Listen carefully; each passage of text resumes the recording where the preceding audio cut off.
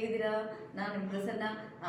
ಏನಪ್ಪ ಇಷ್ಟು ಬೆಳಗಿನ ಎಷ್ಟು ರೆಡಿಯಾಗಿ ಎಲ್ಲಿಗೆ ಹೋಗ್ತಿದ್ದೀನಿ ಅಂತನಾ ಎಲ್ಲರಿಗೂ ಸರ್ಪ್ರೈಸ್ ಇದೆ. ಅಲ್ಲಿ ನೋಡಿ ಟೈಮ್ 9 ಗಂಟೆ ಆಗ್ತಾ ಇದೆ. ನಾವು ಇವಾಗ ಬಿಡ್ತಾ ಇದ್ದೀವಿ.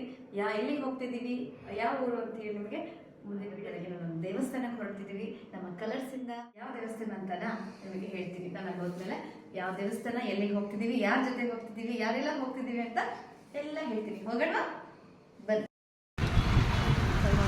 ಕಾಯ್ತಾ ಇದ್ರು ಎಲ್ಲರೂ, ಹಾಗಾಗಿ ಬೇಗ ಹೊರಟ್ವಿ. ನಾನು ನೋಡ್ತಾ ಇದ್ದೀರಲ್ಲ, ನಾವು 4 ಜನ ಹೋಗ್ತಾ ಇದ್ದೀವಿ ಕಲರ್ಸಿಂದ. ನಾವು ಹಾಗಾಗಿ ಹೋಗ್ತಾ ಇರ್ತೀವಿ ದೇವಸ್ಥಾನಗಳಿಗೆ. ತುಂಬ ದೂರ ಟ್ರಾವೆಲ್ ಮಾಡೋಕ್ಕಾಗಲ್ಲ ನನಗೆ, ಹಾಗಾಗಿ ನನ್ನ ಹತ್ತಿರ ಇರುವಂಥ ದೇವಸ್ಥಾನಗಳು ತುಂಬ ಹೋಗ್ತೀವಿ. ನಮ್ಮ ಕ್ಲಾಸಿಂದ ಹೋಗ್ತಿರ್ತೀವಿ. ನಾವು ಹೋಗ್ತಿರುವಂಥ ಒಂದು ಪ್ಲೇಸ್ ಬಂದುಬಿಟ್ಟು ಹೊಸನಗರ ಮಸ್ತಿಕಟ್ಟೆ ಅಂತ. ಅಲ್ಲಿಂದ ಒಂದು 3 ಕಿಲೋಮೀಟರ್ ದೂರದಲ್ಲಿ ಈ ದೇವಸ್ಥಾನ, ಲಕ್ಷ್ಮೀ ನರಸಿಂಹಸ್ವಾಮಿ ದೇವಸ್ಥಾನ. ತುಂಬ ಹಳೆ ದೇವಸ್ಥಾನ, ನೀವು ನೋಡ್ತಿರ್ಬೋದು ಮುಂದ್ಗಡೆಯಿಂದ. ಆಲ್ರೆಡಿ ತುಂಬ ಹಾಳಾಗಿದೆ ಆ ದೇವಸ್ಥಾನ ಹಿಂದ್ಗಡೆ, ಹಾಗಾಗಿ ಹೊಸ ದೇವಸ್ಥಾನ ಕಟ್ಟಿಸ್ತಾ ಇದ್ದಾರೆ. ಇಲ್ಲಿ ಒಳಗಡೆ ಫೋಟೋ ಮೊಬೈಲ್ ಏನೂ ಅಲೋಡ್ ಇರಲಿಲ್ಲ, ಅದು ಕೂಡ ಸ್ವಲ್ಪ ಮಟ್ಟಿಗೆ ನಾನು ವೀಡಿಯೋ ಮಾಡ್ಕೊಳೋದಕ್ಕೆ ಟ್ರೈ ಮಾಡಿದ್ದೀನಿ. ಒಳಗೆ ಹೋಗ್ತಿದ್ವಿ. ನಮ್ಮದು ಮಧ್ಯಾಹ್ನ ಪೂಜೆ ಟೈಮ್ಗೆ ನಾವು ಕರೆಕ್ಟಾಗಿ ಅಲ್ಲಿ ಇದ್ವಿ. ಮಧ್ಯಾಹ್ನ ಪೂಜೆ ನಡೀತಾ ಇತ್ತು, ಆರತಿ ನಡೀತಾ ಇತ್ತು. ಆರತಿ ದರ್ಶನ ಎಲ್ಲ ತುಂಬ ಚೆನ್ನಾಗಾಯಿತು ನಮಗೆ. ಆ ದರ್ಶನ ಮುಗಿಸ್ಕೊಂಡ್ವಿ. ಅಲ್ಲಿ ಒಳಗಡೆ ನಾವು ಧರ್ಮಸ್ಥಳ ಹೊರಗಡೆ ಎಲ್ಲ ಹೋದಾಗ ನಾವು ಹೇಗೆ ನಮ್ಮ ಟ್ರೆಡಿಷ್ನಲ್ನ ಫಾಲೋ ಮಾಡ್ತೀವೋ ಹಾಗೆ ಇಲ್ಲೂ ಕೂಡ ಯಾವುದೇ ಕಾರಣಕ್ಕೂ ವೆಸ್ಟರ್ನ್ ವೇರ್ನ ಹಾಕೊಂಡು ಹೋಗಿಲ್ಲ. ತುಂಬ ಚೆನ್ನಾಗಿ ಪೂಜೆ ನಡೀತಾ ಇತ್ತು. ಮಧ್ಯಾಹ್ನದ ಪೂಜೆ ಅನ್ಬೋದು. ಆ ಪೂಜೆ ಮುಗಿಸ್ಕೊಂಡು ಎಲ್ಲರ ಸಂಕಲ್ಪ ಪೂಜೆ ಮಾಡಿಸ್ಕೊಂಡಿದ್ದವ್ರಿಗೆಲ್ಲ ಪ್ರಸಾದ ಕೊಡ್ತಾಯಿದ್ರು. ನಾವು ಕೂಡ ಪ್ರಸಾದ ತೊಗೊಂಡು ನಾವು ಮಾತಾಡಿಸಿದ್ವಿ ಅಲ್ಲಿ ಅರ್ಚಕರನ್ನ. ಅವ್ರು ಹೇಳಿದರು ಗುರುಗಳಿಲ್ಲ, ಇಲ್ಲಿ ಗುರುಗಳು ಇರ್ತಾರೆ, ಅವರಿದ್ರೆ ತುಂಬ ಚೆನ್ನಾಗಿರ್ತಾಯಿತ್ತು. ಅವರೆಲ್ಲ ದೇವಸ್ಥಾನದ ಬಗ್ಗೆ ಎಲ್ಲ ತುಂಬ ಚೆನ್ನಾಗಿ ಹೇಳ್ತಾ ಇದ್ರು. ಬಟ್ ಅವ್ರು ಇರಲಿಲ್ಲ, ಅವ್ರ ಕಾರಣಾಂತರದಿಂದ ಬೇರೆ ಊರಿಗೆ ಹೋಗಿದ್ದರು. ಹಾಗಾಗಿ ನಮಗೆ ಅವರು ಸಿಗಲಿಲ್ಲ ಗುರುಗಳು. ಮುಂದಿನ ವಿಡಿಯೋದಲ್ಲಿ ಅವರನ್ನು ಭೇಟಿಯಾಗಿ ಅವರ ಆಶೀರ್ವಾದದೊಂದಿಗೆ ಅಲ್ಲಿನ ಇನ್ನೂ ಹೆಚ್ಚಿನ ಮಾಹಿತಿನ ಮುಂದಿನ ವಿಡಿಯೋದಲ್ಲಿ ಕೊಡಬೇಕು ಅಂತ ಅನ್ಕೋತಾ ಇದ್ದೀನಿ. ಮುಂದಿನ ವಿಡಿಯೋದಲ್ಲಿ ಅದನ್ನು ಖಂಡಿತ ಮಾಡ್ತೀವಿ. ಇವರು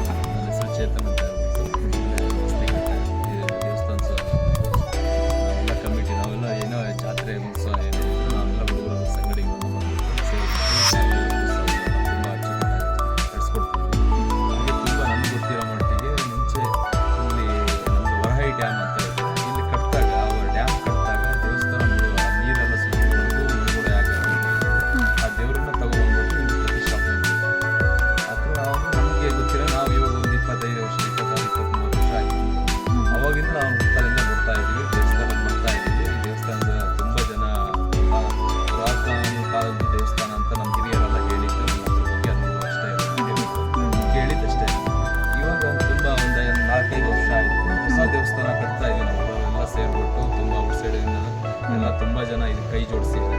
ಇದಕ್ಕೂ ತುಂಬ ಒಂದು 7-8 ಲಕ್ಷ ರೂಪಾಯಿ 10 ಕೋಟಿವರೆಗೂ ಖರ್ಚಾಗುತ್ತೆ ಅಮೌಂಟ್.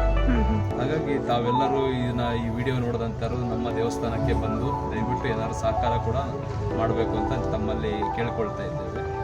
ಹಾಗಾಗಿ ಈ ದೇವ್ರ ಬಗ್ಗೆ ಹೇಳೋದು, ಯಾರೇ ಏನೇ ಬಂದು ಭಕ್ತಿಯಿಂದ ಬೇಡ್ಕೊಂಡ್ರೆ ಈ ದೇವರು 100% ಈ ದೇವರು ಅವರಿಗೆ ಕಾರ್ಯ ಸಿದ್ಧಿ ಕೊಡ್ತಾರೆ ಅಂತ ನಮಗೆ ಅನ್ಸದ್ದು.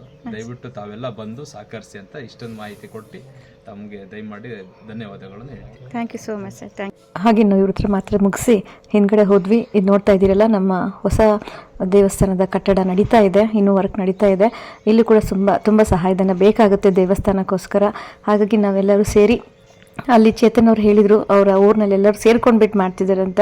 ಇದು ನಮ್ಮ ದೇವಸ್ಥಾನ, ಹಾಗಾಗಿ ನಾವೆಲ್ಲರೂ ಇಲ್ಲಿ ಒಂದ್ಸತಿ ಭೇಟಿ ಕೊಟ್ಟು ಸಾಧ್ಯವಾದಷ್ಟು ನಮ್ಮ ಕೈಲಾಗುವಂಥ ಒಂದು ಧನ ಸಹಾಯ ಮಾಡಿ ಈ ದೇವಸ್ಥಾನವನ್ನು ಪೂರ್ಣಗೊಳಿಸೋದಕ್ಕೆ ನಾವು ಕೂಡ ಇದಾಗೋಣ ಅಂತ ಕೇಳ್ಕೊಳ್ತೀನಿ ಎಲ್ಲರಿಗೂ.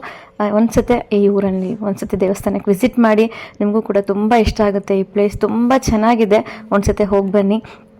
ಮುಂದಿನ ವಿವರಗಳು, ಈ ದೇವಸ್ಥಾನದ ಬಗ್ಗೆ ಫುಲ್ ಡೀಟೇಲ್ಸ್ನ ನಾನು ಮುಂದೆ ವಿಡಿಯೋದಲ್ಲಿ ಗುರುಜಿ ಜೊತೆ ಮಾತಾಡಿ ಅದ್ರ ಬಗ್ಗೆ ಎಲ್ಲ ನಿಮಗೆ ಮುಂದಿನ ವಿಡಿಯೋದಲ್ಲಿ ಹೇಳ್ತೀನಿ. ಅಲ್ಲಿ ಮುಗಿಸ್ಕೊಂಡು ಈ ಕಡೆ ಬಂದ್ವಿ. ಊಟದ ಹಾಲಿದು. ಇಲ್ಲಿ ಒಬ್ಬ ಲೇಡಿ ಎಷ್ಟು ಚಟಪಟ ಅಂತ ಒಬ್ಬರೇ ಬಡಿಸ್ತಾ ಇದ್ದಾರೆ, ಒಬ್ಬರೇ ಎಲ್ಲರಿಗೂ ಊಟ ತಂದು ಕೊಡ್ತಾ ಇದ್ದಾರೆ. ತುಂಬ ನೀಟಾಗಿ ಮೇಂಟೈನ್ ಮಾಡಿದ್ದಾರೆ. ತುಂಬ ಚೆನ್ನಾಗಿದೆ ದೇವಸ್ಥಾನ. ಒಂದ್ಸತಿ ಎಲ್ಲರೂ ಭೇಟಿ ಮಾಡಿ